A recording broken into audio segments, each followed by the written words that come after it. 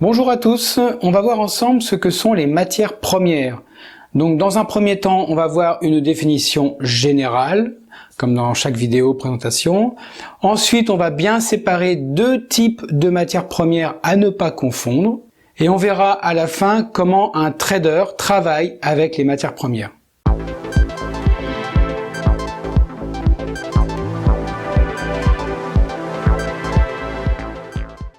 Dans cette vidéo, on va parler de marché à terme, de produits dérivés, d'options, de CFD et divers autres mots utilisés dans le trading. Les explications sur ces mots sont disponibles dans les liens qui se trouvent dans la description de cette vidéo.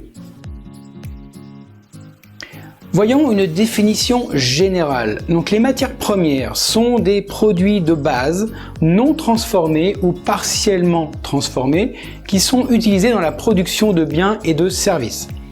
Elles sont souvent échangées sur les marchés financiers et font l'objet de trading, ce qui signifie qu'elles peuvent être achetées et vendues dans le but bien sûr de réaliser des bénéfices. Les matières premières sont généralement divisées en deux catégories principales. Les matières premières physiques, donc il s'agit de matières premières tangibles qui existent dans le monde réel.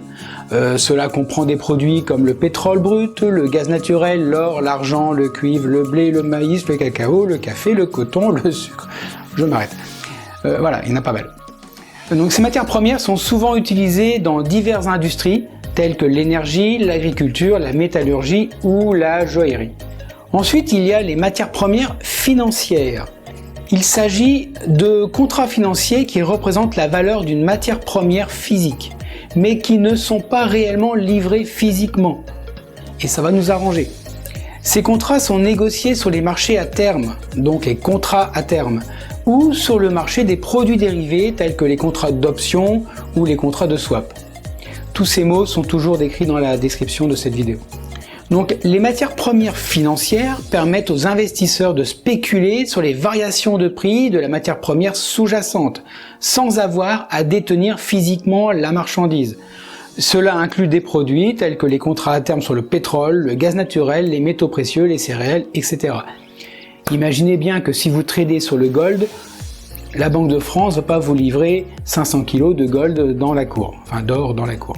Bon, avant de passer à la partie trading, n'oubliez pas de vous abonner et aider YouTube du coup à mettre en avant ce type de vidéo avec un clic sur le pouce.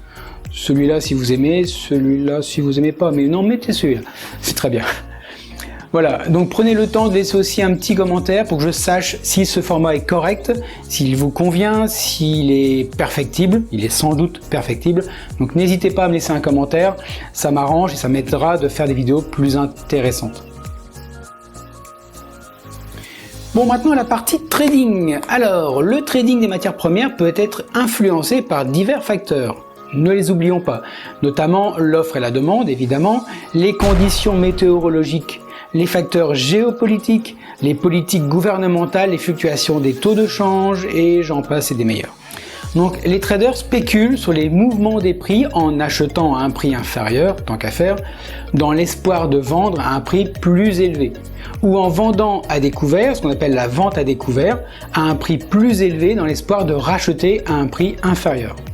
Alors étant donné que le marché des matières premières financières n'est pas livré, c'est pour ça qu'on peut faire de la vente avant d'acheter. Maintenant, il est important de noter que le trading des matières premières comporte des risques importants. Dans chaque vidéo, j'en parle, j'ai l'impression de rabâcher, mais c'est vrai. Les prix des matières premières peuvent être vraiment très volatiles et peuvent être influencés par des facteurs complètement imprévisibles. De plus, les variations des prix des matières premières peuvent aussi avoir un impact sur les entreprises et les économies à l'échelle mondiale.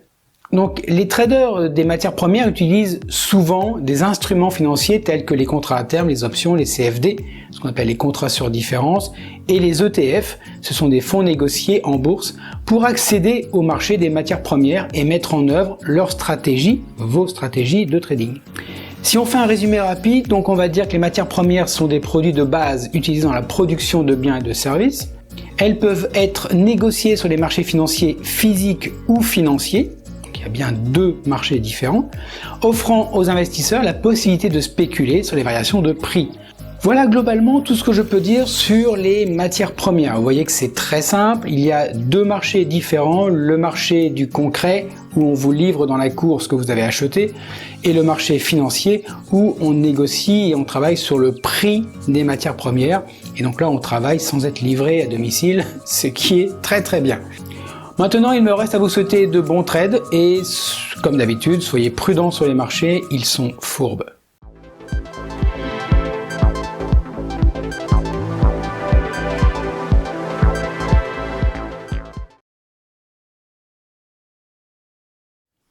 Les matières physiques, non, il s'agit de contrats financiers qui représentent la valeur d'une matière première physique. Il s'agit de contrats financiers qui représentent. Il s'agit de contrats financiers qui représentent la valeur d'une